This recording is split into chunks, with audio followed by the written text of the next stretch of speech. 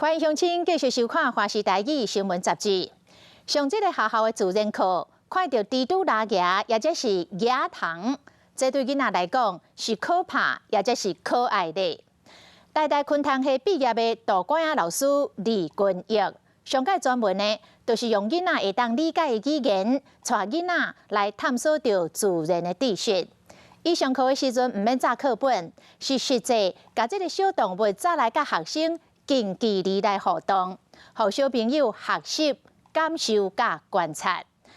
平常时除了教册之外，杜管雅老师搁甲一阵有同款趣味的花盘来打造一间生态的咖啡馆。这间咖啡馆收容真济互人弃养的小动物，嘛意外来将做人甲动物互相交流的平台。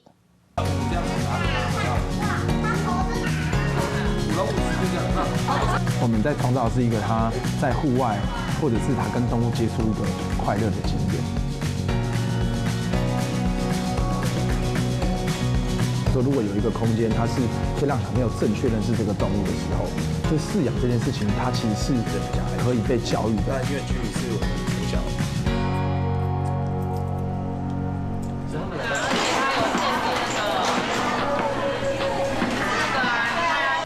壁顶面搭真济囡仔画图，大家上课拢上啊真欢喜。来到台北市一间亲子馆，有一场囡仔要来上人生中头一节自然课。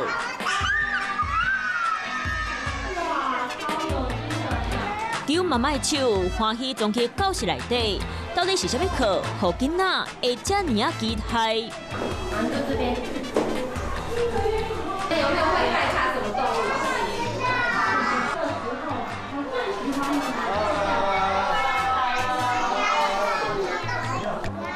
好，那我先自我介绍一下，有没有人知道这个是谁？这是谁？蝌蚪对，好。对，好，我是蝌蚪老师，好。大家称呼卢君玉叫杜管雅老师，伊带大家来熟悉汤花。头起先爱心请助教出场。好，我现在拿到你的前面，请你观察一下它，为什么一只会变成2只？哇，这个是热腾腾，昨天晚上脱的哦。哇，是猪的壳哎，我把它拿起来。为什么？啊！要怎么分辨？喂，要怎么分辨是不是它的壳，对不对？你看一下，一个会动，一个不会动。看到毛毛含手掌变大蜘蛛，囡仔随行到倒退路，那边做好囡仔袂惊吓。杜管雅老师有家己的一套方法。蜘蛛呢是用哪里来吐丝？是哪个地方？是用手吐丝还是屁股吐丝？屁股。好，跟老师拿一个试给你。没有啊。好，慢慢哦。它就一条线线的耶。有没有仔细看？有好多线线在里面，有没有？好，不，我们一起来帮他算算看，是不是8个角角？一起来帮我算。1、2、3、4、5、6、7。趣味打扮做蜘蛛人，用活泼的方式带囡仔探索通拓世界。介意动物，各界囡仔杜管雅老师，代代通拓系毕业了后，2008年决定来教册，带囡仔哪说哪学，推翻生态教育。准备来，把手伸出来，说你是螃蟹，你是螃蟹，你是螃蟹，你是螃蟹。我就花了蛮多功夫去研究怎么上小朋友的课，然后就看了很久的悠悠 TV 这样子，然后后来发现，哎，教小朋友其实很有趣。比如说小朋友不知道什么是交配，我们就会讲结婚；比如说他们不知道什么叫做产卵管，然后我们就可能就会说它是它生蛋的一个地方，会是这样。你看它有翅膀哦。会痒痒吗？刚才也会痒。1点钟的自然课，就算是2岁囡仔嘛听有。杜管雅老师就亲像是一位魔法师，让囡仔袂惊吓，展现好闲的心。对动物到细只通拖，拢会当是观察的对象。记得哦，听不到声音哦，你大叫只有隔壁的小朋友耳朵会爆炸。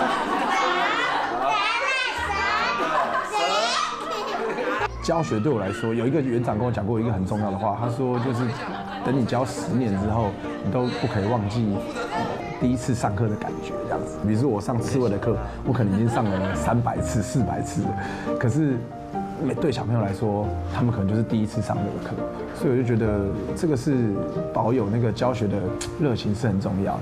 用当初的热情做老师教册，大乖仔老师自然课主要锁定3岁到12岁囡仔，期待因好好吸收养分。老师教册10多年，学生的人数超过6万人。大乖仔老师伫咧囡仔心目中也争取，让大家愈亲近大自然。你喜欢甲虫吗？那你喜欢叶竹节虫吗？那你喜欢蛇吗？那你喜欢乌龟吗？你喜欢蝎子吗？蜘蛛。我喜欢刚刚那个波波。波波，你为什么最喜欢波波？好活泼，很可爱，很像猫咪，对不对？很像猫咪。他不懂啊，不懂它是什么东西，像看那个奖励，他会不知道。对啊，就是真正去接触到生物、宠物，对啊，他才会知道他的感受是什么，喜不喜欢。今日是体制外自然教育，伫大乖仔老师的课看袂到高版的教科册，敢若会让囡仔来主动探索观察。这里有被吃光的样子，所以呢，这里有一个对，它的花叶上的。宝宝的时候就有那一种吗？来到新北市的姜寮古道，这间大乖仔老师当伫咧带囡仔，伫咧真近的所在看一场动物拍蜡。臭金公对不对？太阳吗？臭金公在吃什么东西？它在吃一只龟壳花。对，之前就有人呢把。龟壳花不是很强？龟壳花很强啊，你看它把它吃掉。你要大台北地区超过100条步道，大乖仔老师和学生拢捌来这参观过，互囡仔用手抓路灯，会晓知影4脚咧叫声音，互囡仔亲近土地，得发现这座大自然宝库，世界拢是地球。我们在创造的是一个他在户外，或者是他跟动物接触一个快乐的经验，他就会无形中觉得这些动物是需要被关注的，然后他喜欢这些动物，进而就会保护它们。那小朋友，这种萤火虫呢，我们说萤火虫一般都是陆生的萤火虫，对，然后呢，一般还有一些是住在水里面的水生萤火虫，这个是呢半水半陆的萤火虫。你说对，那个它张开翅膀，它会飞起来，飞起来。对，张开翅膀才叫。随风大汉的陆军药，外公开水族馆兼饲料行，伊含通拖动物的缘分，才会愈来愈深。以前早期的水族馆里面真的什么都有，有海水鱼、淡水鱼、虾子啊、螃蟹啊、乌龟啊，然后那时候也有卖饲料，有鸡鸭鸭，所以这些小动物就变成是我寒暑假作业饲养上面很重要的一个观察的对象。面前爱动物，即马大乖老师若身躯边饲正百只的动物，佮含朋友伴做伙开一间咖啡厅，做一个生态交流的平台。来到这间生态咖啡馆，你就可以跟各种各样的动物近距离面对面。像我现在呢，可以跟这只鹦鹉聊聊天、说说话，它还可以陪你一起喝咖啡。我身上这只巴迪，它已经今年第11岁了，它已经养它11年了。那当初其实我们是捡到的。那巴迪它其实是一只很聪明的鹦鹉，它叫非洲灰鹦鹉。那它们智商大概是5岁小朋友的智商。对，然后平常它非常爱讲话，会讲吃饭啦、拜拜，然后会叫我家的狗过来，然后说好乖，这样对。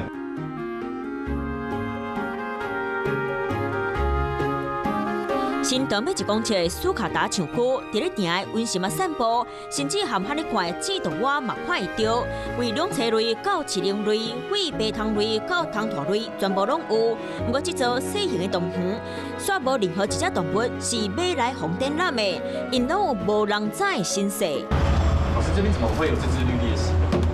这个也是像现在绿鬣蜥很多嘛，我们大概有几种方式，一种是南部抓到有人交给我们，然后还有朋友养一养，发现太麻烦了，然后不行就交给我们。叫大乖老师抱掉的这只大大丁叫做大马，个性温顺。过去捌伫咧野外流浪，即马来到这，就是咧等待后一个疼惜伊的人。像最近不是天竺鼠，车也是，然后很多人小朋友会去养天竺鼠，所以我就想说，如果有一个空间，它是可以让小朋友正确认识这个动物的时候，就饲养这件事情，它其实是可以被教育的。来欢迎参加我们的动物近距离。就是呢，其实我们会希望我们收容的动物啊，或是我们饲养的动物呢，也会有个机会可以跟大家认识一下这样子。那这只蛇呢，大概2岁多了，快3，2岁多，对。那大家你有没有可以观察一下它的腹部，它的肚子是不是有点红红的？对，这只蛇快要脱皮了。哦，对，是蛇，其实它没有外耳孔，有没有？它没有外在的耳朵。用心观察交流，是在了解动物的生活个性。真侪人才发现，原来照顾动物无这么简单。那今天动物小老师是一个很躁动的生物的，你可以看到，你觉得它是什么动物？某一种老鼠。对，你看它耳朵很小，它是土拨鼠。我们在饲养居民的时候，发现它其实很需要朋友，所以我们就会尽可能陪伴它以外，它很对于环境的声音很敏感。所以你看，它一直在很好奇，有没有？好，你可以轻轻的摸摸它，对，居民，然后呢跟它讲，居民，对，打2个肚肠，让它不要那么紧张。给我看它吃。透过一个讲师就像一个媒介这样子，所以我很信任我的蛇。然后呢，你愿意信任我，那你就会对我的动物多一点了解。喜欢这个动作，它是可以被慢慢的教育的。然后透过一个小人数的大家的互动，他也可以知道说我要怎么跟动物保持一个安全的方式、接触方式。然后未来遇到这个动物的时候，或者我真的想要养这个动物的时候，我该怎么办？我平常就是还蛮喜欢这些小东西，然后因为我们自己家里都不太有机会可以去饲养这一些宠物，所以今天来这边可以跟老师跟这些动物互动，我觉得就是真的还蛮开心的。尤其像蟒蛇，就是我自己就是从来没有接触过，然后今天碰到就发现，其实就没有像想象中就是那么，就是让人觉得很害怕。甲这些动物拢叫老师，大几个老师讲，人类爱敬重因，这若有教育和温暖人心的功能，嘛是一座动物中继站。其实我一开始的时候想养宠物，但因为环境的关系是想养比较一些不吵不闹的一些宠物，所以透过这个讲座，其实当天也来了一些医师，然后那个刺猬协会的一些负责人，然后来介绍怎么样领养刺猬，所以就比较有信心的挑了就是一只那个比较看对眼的刺猬带回家了。这只古锥活泼的刺婆，主人拢叫伊 Hope。当初是为生炭场红救出来，即摆健康的模样，和当初闪鼻巴的模样无同，就亲像伊的名展现生命韧性，嘛替家己带来希望。其实一方面也不熟悉刺猬，然后又知道说这一批可能算是被弃养的，然后在等待接受领养，然后也自己也会怕说到底会不会活得成这样，所以我还记得说每天下班回家第一件事情就先确认他有没有呼吸这样子。比如说我们遇过有一个他养了一只乌龟，他就觉得这个乌龟看这个，比如说大湖公园，他觉得大湖公园是一个很棒的一个环境，这个湖面很大，然后乌龟可以在里面自在的生活，他觉得这样是没有问题的，可是他没有外来种的概念。所以其实有时候也不能怪饲主，但是确实饲主在养之前，其实应该建立好他的概念。但是如果有一个好的寻求问题的管道，我觉得那会是不错的。